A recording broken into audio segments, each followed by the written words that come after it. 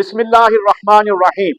अस्सलाम वालेकुम नाजरीन, आप देख रहे हैं RS news inside YouTube Facebook channel और मैं हूं आपका मेजबान मोहम्मद शब्बीर राजा। कोई देखे ना देखे, शब्बीर तो देख रहा है। नाजरीन, सबसे पहले तो मुबारक हो, आप सबको मुबारक हो। क्यों?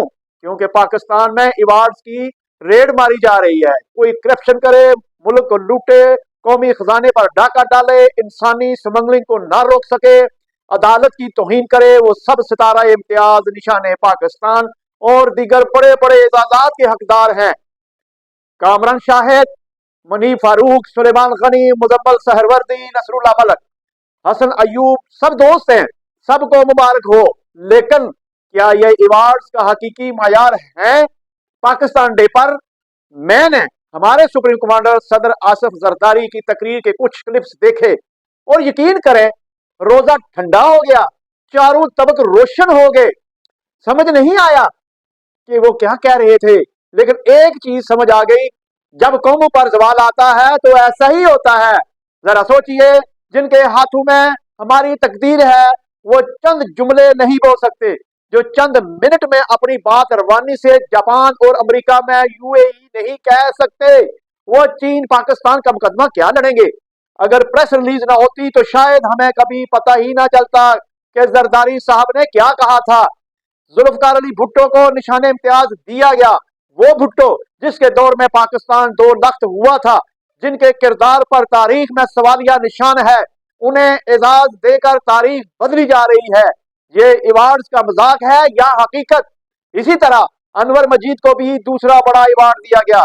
जी हाँ, वही अनवर मजीद जो जाली accounts case, money laundering group जैसे करप्शन स्कैंडल्स में मुलव्वस रहे।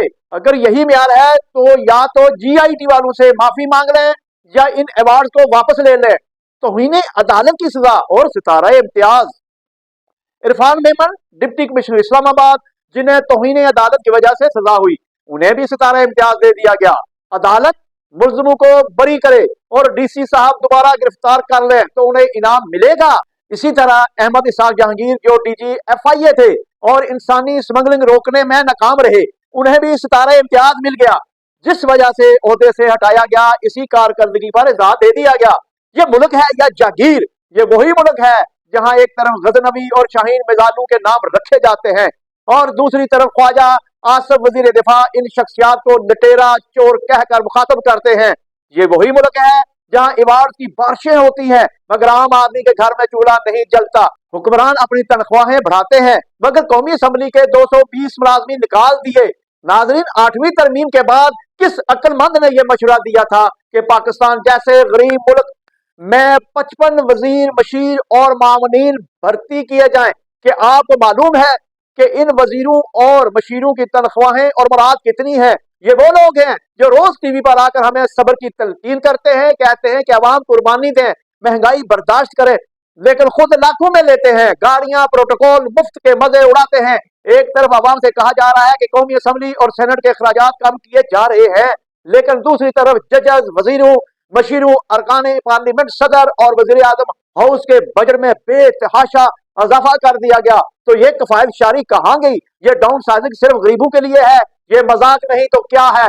यूटिलिटी स्टोर्स के 6000 मुलाजमीन को बेयार और मददगार कर दिया गया और बेरोजगार कर दिया गया, मगर वजीर आजम हाउस का बजट बढ़ा दिया जाता है। ये वही मुल्क है जहां बिजली के माहदे इस तरह किए जाते हैं कि बिजली पैदा हो या ना हो, अवाम के पैसे देने होंगे, बिजली खरीदे ना खरीदे बिल भरना होगा। पीपल्स पार्टी और नून लीग की हुकूमतों ने ऐसे माहदे किए जो आज कौम भुगत रही है। और कायदे आजम सोलर पार्क ये 38 रुपए यूनिट में बिजली पैदा कर रहा है, यानी अवाम को दोनों हाथों से लूटा जा रहा है। गंदम, चीनी और महंगाई का क्या खेल है? पहले किसानों को तबाह किया जाता है, फिर किसान कार्ड का झांसा दिया जाता है और फिर गंदम महंगी करके अवाम को मारा जाता है।